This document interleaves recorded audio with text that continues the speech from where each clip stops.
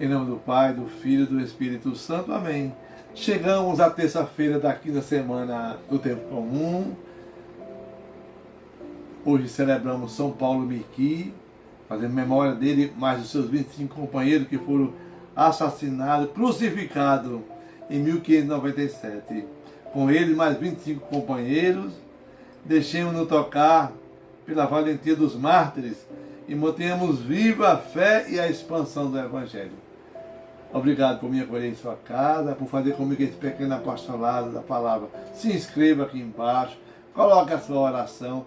Eu quero rezar com você. Vai ler a palavra de Deus, precisamos dar a Deus uma graça.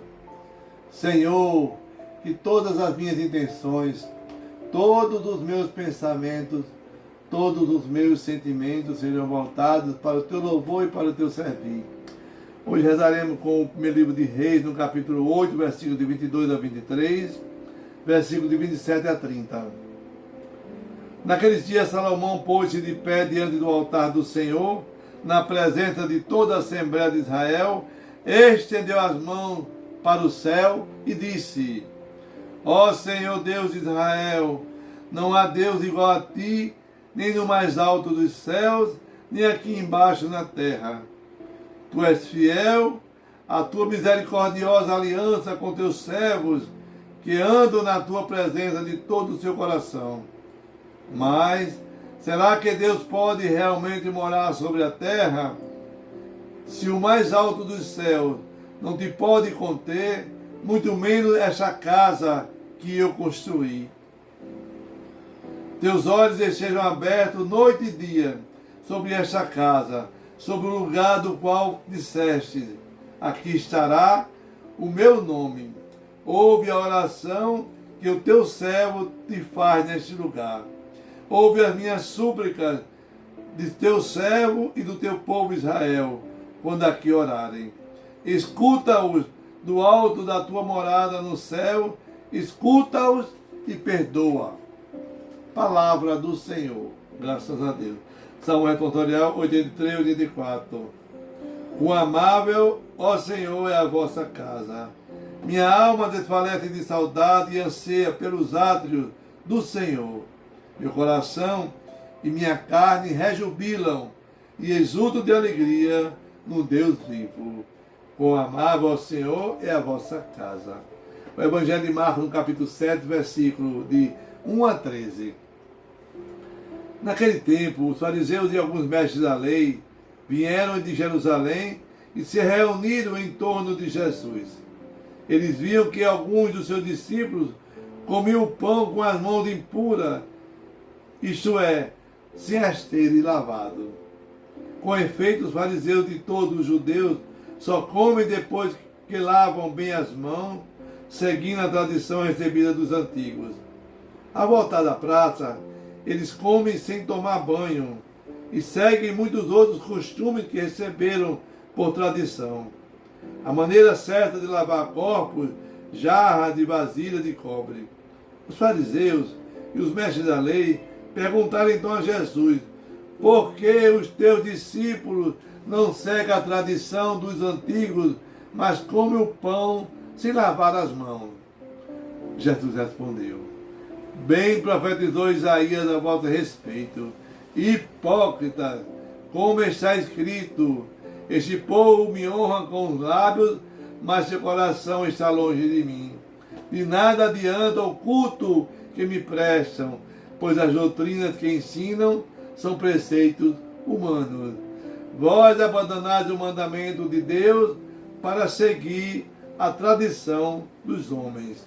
Com efeito, Moisés ordenou: honra teu pai e tua mãe, e ainda, quem amaldiçoar o pai ou a mãe deve morrer. Mas vós ensinais que é lícito alguém dizer a seu pai e a sua mãe: o sustento que vós podereis receber de mim é corbã, isto é, consagrado a Deus.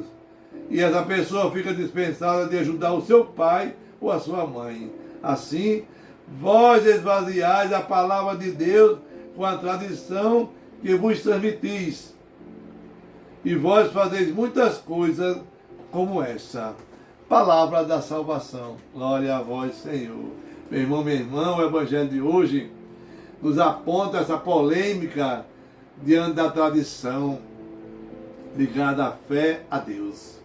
Ô diácono, a tradição tem valor ou não tem valor? Claro que tem valor. Nossa Igreja Católica Apostólica Romana é um dos pilares da igreja, é a tradição.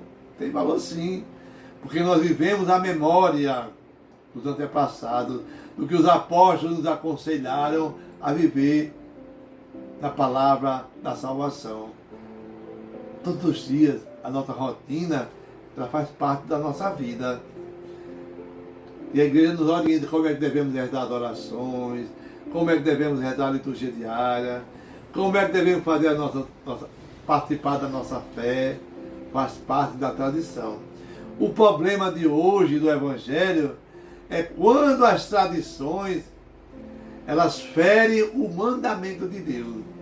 Às vezes, eu e você, com as nossas manias, com os nossos achismos, vamos inventando coisas e assim contrariando a essência do mandamento. Hoje, fala claramente, ele não queria ajudar os pais dele, nem o pai nem a mãe, dizem que a oferta dele é corbão, ou seja, o que eu vou dar a meu pai e a minha mãe, eu vou deixar no templo. Oxe, ele pode abandonar quem te fez, quem te amou, quem te criou, quem te educou. E Jesus vai em cima com muita autoridade. Essas pessoas fazem isso porque escondem dentro de si alguma coisa que ele não quer realizar.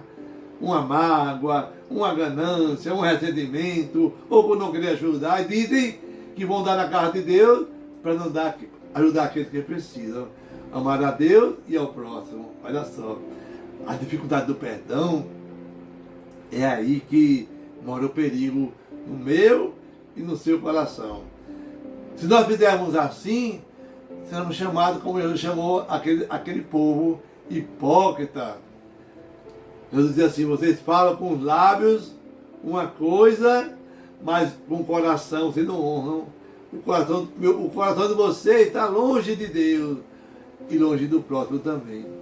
Hoje nós vemos também na liturgia do dia, lá no livro 1 Reis, Salomão presidindo a cerimônia de consagração do templo que ele construiu para colocar a Arca da Aliança. E Salomão, ele dá ênfase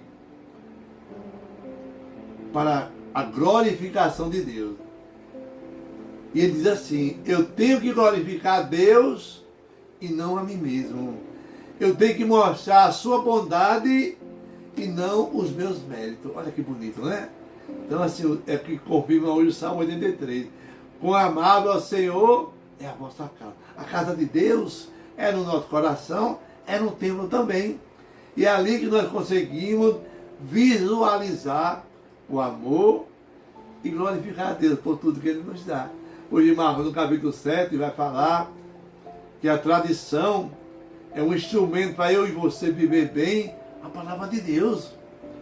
Jesus falou para eles naquele momento, vocês esvaziam o coração de vocês com a tradição que vocês transmitem. Os seus costumes ultrapassam os mandamentos de Deus e do próximo. Jesus deixou a mim e a você o encargo de levarmos através da tradição o evangelho da salvação a todas as criaturas. E nesse capítulo ele aparece, e todos conhecem também, os milagres, os portentos, as curas que fez Jesus. Mas o pessoal sai lá de Jerusalém, longe pra caramba, muito longe, para vir reclamar de Jesus que os discípulos dele não cumprem os preceitos. Não tem nada a ver, né, pessoal? Às vezes, a nossa maneira de perguntar as coisas revela o nosso caráter. Tem pessoas que têm raiva de saber que o outro tem um pouco mais de conhecimento. Aí ficam intrigados, colocando os seus achismos. Calma, a gente não pergunta. Não é para colocar dentro de nós o demônio, é para tirar ele. E muitas vezes, o que fazemos de bom, Ninguém vê. Jesus, ele curou aquela mulher que estava com hemorragia, sabia o que ele tinha consertado a vida de Zaqueu, curado os cegos, leprosos, mas para ele o mais importante era saber porque os discípulos de Jesus não lavavam as mãos. Isso não é a coisa mais importante na vida de Jesus, nem tampouco hoje, na nossa vida também. Às vezes, Deus está conosco e a gente não percebe, nem é grato por Ele, por todas as bênçãos que Ele coloca em nossas vidas, não é verdade? O nosso ódio, a nossa raiva, nos afasta do amor de Deus.